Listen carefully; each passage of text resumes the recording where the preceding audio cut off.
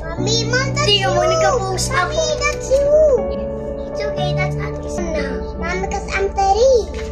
Yes. Because I'm 30. You can study now. Ate, you are 6 now. Yeah, good job. How did you know? Because you are 6. This is my sister. Mommy, okay. Hi, Mommy, teacher. Jonathan's French. Remember, Jonah, only then it, Jonah. Remember? Sa story ng Bible, si John, It is to always be friends and support each others and like others just like how good friends should be. O di ba marunong ako basa? Was that it but built.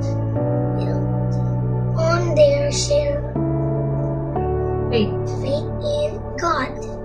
Just as that when we have But remember when I teacher.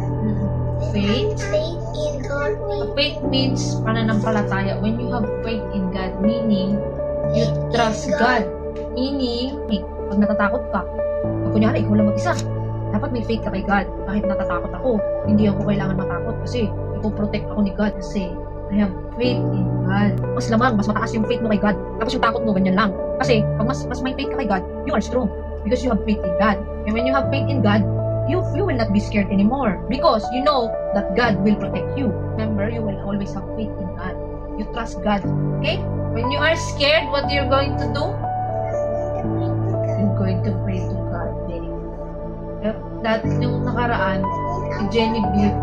Remember, I will tell story to ate. Remember, when you are sleeping, pinapakakalat mo ka. The bed is so messy after ni Mommy mag-work.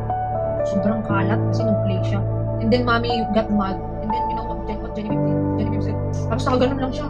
Tapos sabi niya sa akin, hey Mommy, don't touch me, I'm praying to God. Bumalik siya. Tapos, bumait si Mommy. Kasi, sabi ni Genevieve, Mommy, I pray to God that you will not be mad na.